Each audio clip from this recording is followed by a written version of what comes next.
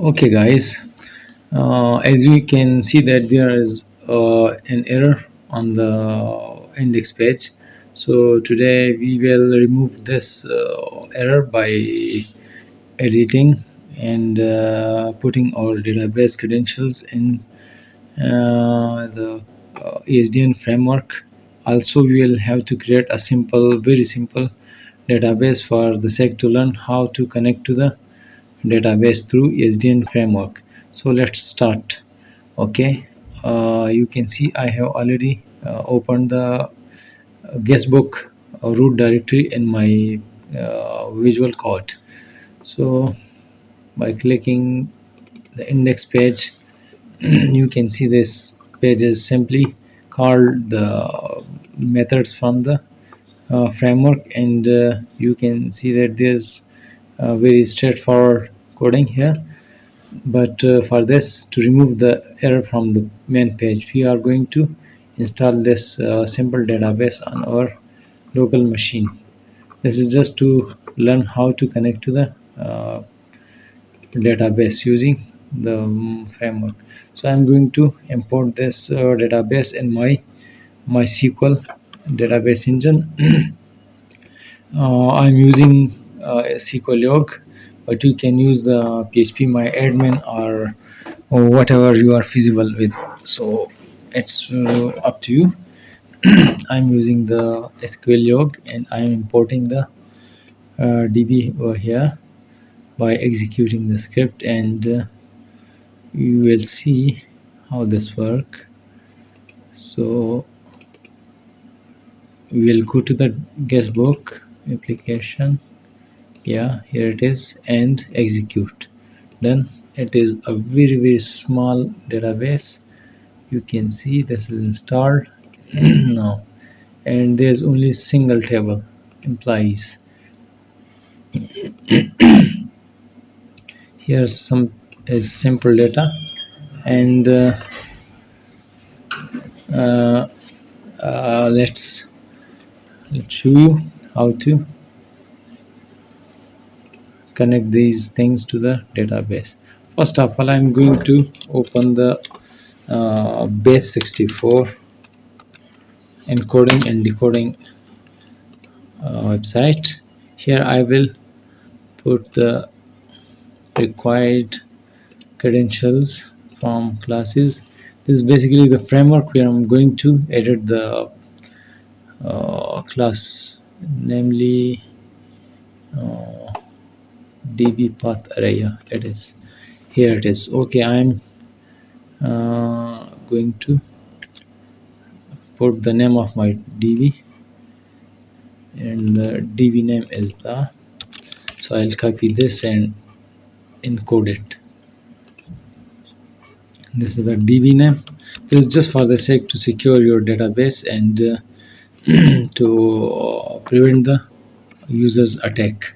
So okay, here you can see that there are two users have been defined, and the DB have two users. One is the view user and the other one is DB user, DBA user, sorry. So the view user will we will give the permission to this user only to view the pages, like select only permission and privilege on the database, but the DBA user will be able to bring all the things in the admin panel, and he will be able and will be responsible to insert, update, delete, and will do all the necessary things inside the system after logging it. So we will keep the things very simple over here for the sake to learn it. For this I will use the same user for both arrays. Both will be as same as it is. So this is the database name, and I will create a user for this. So you will see how it works. I'm clicking here and adding new user. You can see that there's a user, ESDN user. Go to the local host, and the password I have already used here, that is for the user. And basically you can see I have kept all the things same to same here, so both user will have the same privileges, but this big just for the sake of connectivity and learning. So by clicking this, it will, oops, password not zip. Okay, sorry. Basically I have keep the strong password plan here, so it will require these things: ESDN, and I will keep all the things like this. Okay, and okay, let's create, yeah, good. So you can see that there is a global privileges, and other one is the DB concern privileges. If I will give the permission to this user by selecting the specific DB, and will assign the select permission, select, and let's say index, and uh, execute, sorry, grant, and log tables, references. So basically these are the basic privileges. If you will assign to this user, then this user will be able to select the data only from the tables, and but he will not be able to insert, update, or delete the data in the tables. And now he will be able to add any table or do anything the original data or schema of the table. So we will create one user with this privileges, while the second, the DBA one, will be created with by selecting the all privileges on the specific table. If I will select this one and will give the permission to this user with this just like I have already shown you. So it will this user will be able to perform the operation on each and every table on the database management system. So it is very dangerous. We are not going to give the permission to this user to perform the operation on all the tables, but instead we'll select the specific table. And currently I'm using to assign all the privileges to this user. Yeah, okay, and class. So now we have the same user, and let us copy this and put it here and encode it. So this is the encoded value. We'll copy it, and as you can see that this is the user. It is the basically is the password. So I will change the password by selecting and replacing this one. So the local host is good. Database name already been changed, and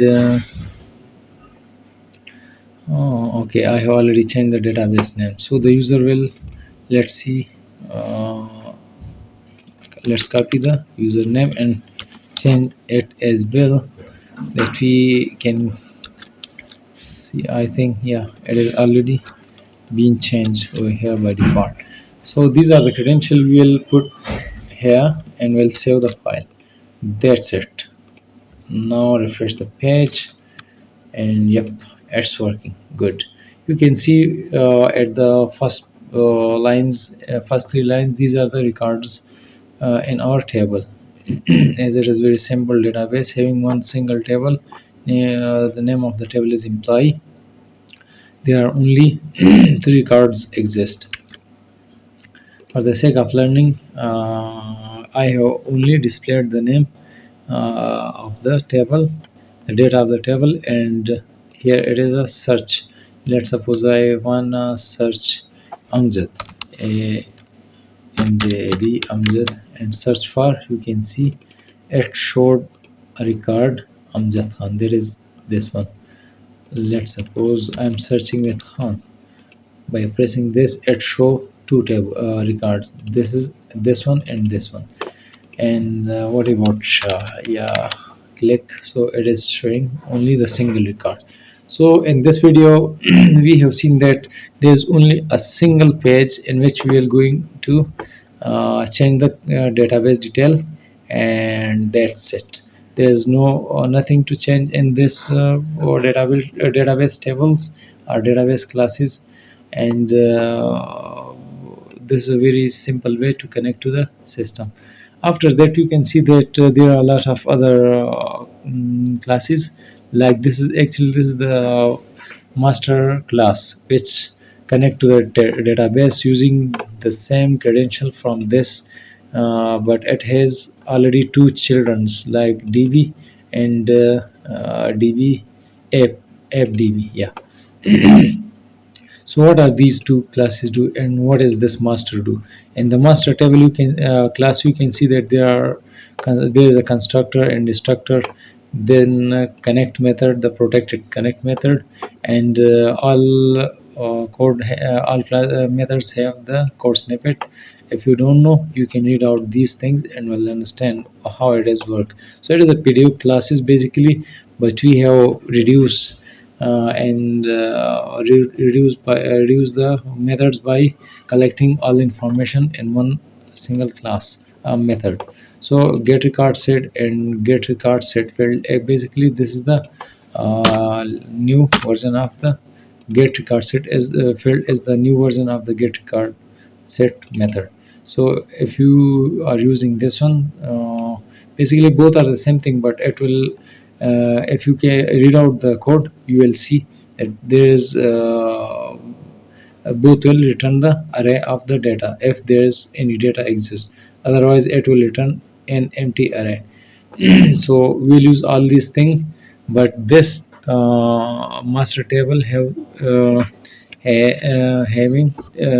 two table classes, the db and the app in the db.php class, you can see that the page is inherited here and it extends the CRUD class. So basically we don't need to edit anything in this block. And here we can use any method if we require, like get imply in this table.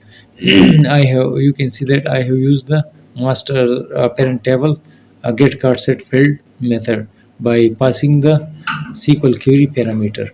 And you can see this is a very simple straightforward code. I have print loop word the implies list and display the name of the each imply. So basically in the db.php class, we will put the APIs basically to connect to the system from external resources like Android or iOS or Windows phones app. And we'll put all the software related functionality functions inside app.db class. So I think this is enough for today class, and you have to read all these things, and so let's move to the next video. Thank you.